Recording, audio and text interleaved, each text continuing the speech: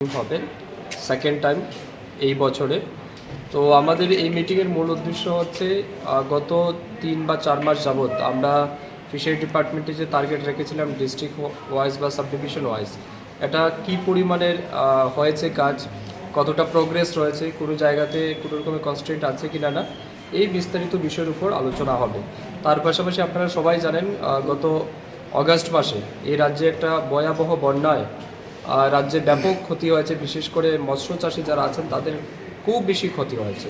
তো এই ব্যাপারেও আমাদের সরকার যা সিদ্ধান্ত নিয়েছে সেটা আমরা কতটা বাস্তবায়িত করতে পেরেছি, আমরা কতটা সাহায্য দিতে পেরেছি, আর কি আমরা দিতে পারবো, এই সমস্ত বিষয় নিয়েও আমাদের চর্চা হবে মিটিংয়ে। সর্বোপরি রাজ্যের মৎস্য উৎপাদন বৃদ্ধি করা এবং রাজ্যের বেকার যুবক যুবতীদেরকে মাছ চাষের মাধ্যমে স্বনির্ভর করে তোলা, এই লক্ষ্যমাত্রা নিয়ে আমাদের আলোচনা হবে। এবং ফিশারি ডিপার্টমেন্ট প্রতিনিয়ত চেষ্টা করছে রাজ্যে যাতে মাছের চাহিদা যেটা রয়েছে তার যোগান আমরা দিতে পারি।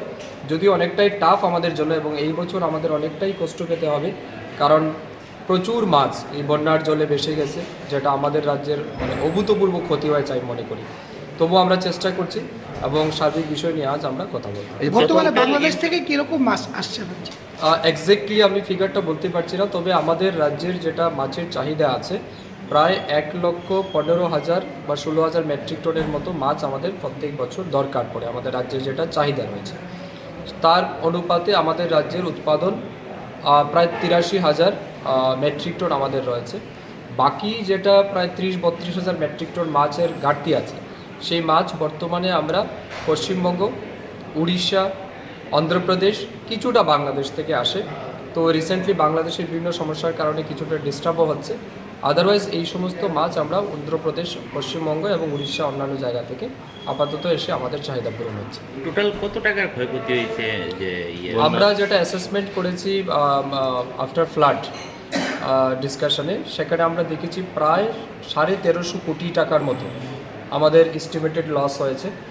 এবং ত্রিপুরা সরকারের পক্ষ থেকে যদিও আমাদেরকে 10 কোটি টাকা আপাতত দেওয়া হয়েছে যাতে কিছু সংখ্যক মৎস্য চাষিকে সহায়তা করা যায়, এর বাইরে আমরা পুরো আমাদের এস্টিমেট অফ লস এটা আমরা সাবমিট করেছি স্টেট গভর্নমেন্টকে, অ্যাজ ওয়েল এস আমি লাস্ট টাইম যখন দিল্লি ভিজিট করেছি গত সপ্তাহে, তখন সেন্ট্রাল মিনিস্টার যিনি ফিশারি রয়েছেন ওনার কাছেও আমরা প্রজেক্ট সাবমিট করেছি বা আমাদের এস্টিমেট লস যেটা রয়েছে সাবমিট করেছি।